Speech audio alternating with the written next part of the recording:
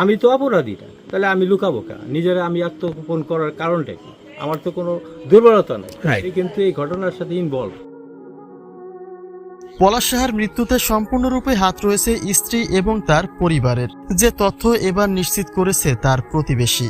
কিন্তু পলাশ নিজেই তো ডেথ নোটে লিখে গিয়েছে যে তার মৃত্যুর জন্য কেউ দায়ী নয়, বরং স্ত্রী এবং মায়ের জন্য সেপারেটভাবে গহনা ও বাকি জিনিসগুলি রেখে গেছেন তিনি।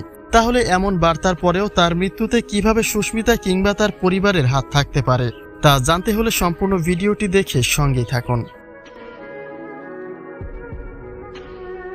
অনাকাঙ্ক্ষিতভাবেই এই দুনিয়ার মায়া ত্যাগ করে পরপারের টিকিট নিজেই কেটে নেন র্যাব কর্মকর্তা পলাশ সাহা।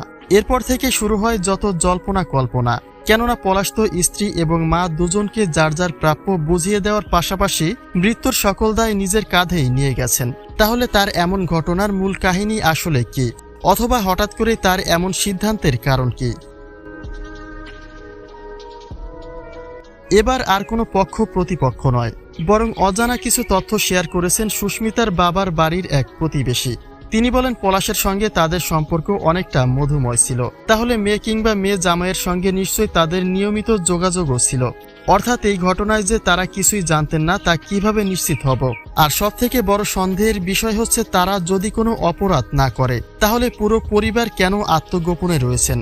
আমি তখনই এড়াবো, আমি যখনই লুকাবো, আমি যখন চুরি করবো তখন সে না পুলিশ দেখে আমি লুকাবো। সবসময় দেখে এসেছি ভিকটিমের পরিবার মিডিয়াকে সহযোগিতা করেছে, কিন্তু সুস্মিতার পরিবার কেন তার ব্যতিক্রম? তবে কি এই ঘটনায় সত্যি তারা কোনোভাবে জড়িত রয়েছে? সেই সন্দেহ তো থেকেই যায়। অন্যদিকে সেই শুরুর দিন থেকেই পলাশের স্ত্রী সুস্মিতা বলে এসেছেন, শাশুড়ির কারণে স্বামীর সঙ্গে তিনি স্বাভাবিক জীবনযাত্রা করতে পারেননি। সরাসরি বলতে গেলে প্রায় সবসময় তাকে মানসিক চাপে রাখা হতো।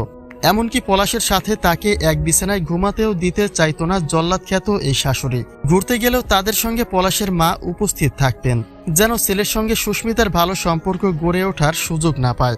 তাহলে এখনকার কথাগুলি গ্রহণযোগ্য বলে কি মনে করা উচিত?